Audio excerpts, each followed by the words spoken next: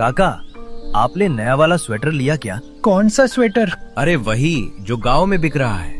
इतना पतला है कि पहनने पे पता भी नहीं चलता और ठंड लगती भी नहीं। तू जवान होकर भी ठंड से डरता है। आजकल की पीढ़ी कितनी कमजोर हो गई है। काका जिद मत करो, इस बार सच में ठंड खतरनाक होने वाली है। काका ने उसकी बात अनसुनी कर दी और बोले, मुझ बूढ़े को समझाने चला है। जा, मुझे किसी स्वेटर की जरूरत नहीं। इतना कहकर काका अंदर चले गए। लेकिन काका को क्या पता था कि ये ठंड साधारण नहीं थी। ये ठंड लोगों की जान तक ले लेने वाली थी। आने वाली रातें पूरे गांव की किस्मत बदलने वाली थी। कुछ दिन बीत गए। ठंड धीरे धीरे बढ़ने लगी थी। गांव के चौकीदार ने रात को बाहर घूमने पर सख्त मनाही लगा दी थी। हालत इतनी खराब थी कि स्वेटर पहने हुए लोग भी कांप रहे थे। हवा में एक अजीब सी सहरन घुल चुकी थी। उस रात रमेश अपनी पत्नी ममता से बात कर रहा था। अरे ममता, तुम्हें पता है हमारे पड़ोस के काका बिना स्वेटर के भी आराम से रहते हैं। उन्हें तो जैसे ठंड लगती ही नहीं। कुछ भी बोलते रहते हो जी। ऐसी ठंड में कोई बिना स्वेटर के रहे असंभव। अकड़ जाएंगे ठंड से।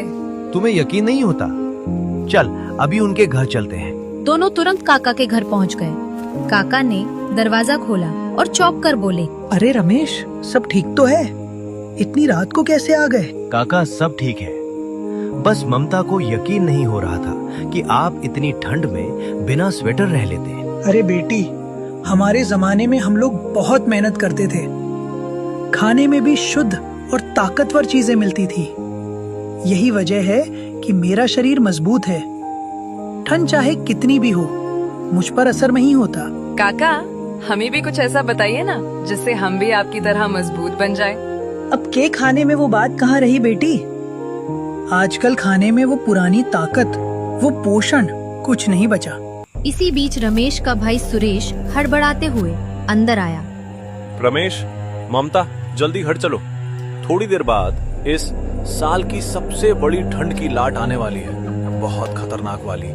ये सुनकर तीनों के चेहरे उतर गए। सब अपने अपने घर की ओर भागे। अरे साल की लाट! आजकल के लोग जरा सी ठंड से घबरा जाते हैं। काका वे बेफिक्र होकर सो गए। अगली सुबह जब काका चौराहे पहुँचे तो वहाँ मुखिया और गांव के कई लोग इकट्ठा थे। माहौल बहुत भारी था। मुखिया ने दुखी स्वर में कहा, कल रात की ठंड की लाट में हमारे गांव के 20 बूढ़े और बच्चे मर गए। अब सबको बहुत सतर्क रहना होगा। काका का दिल धक से रह गया। वे तुरंत गांव के डॉक्टर के पास पहुँचे।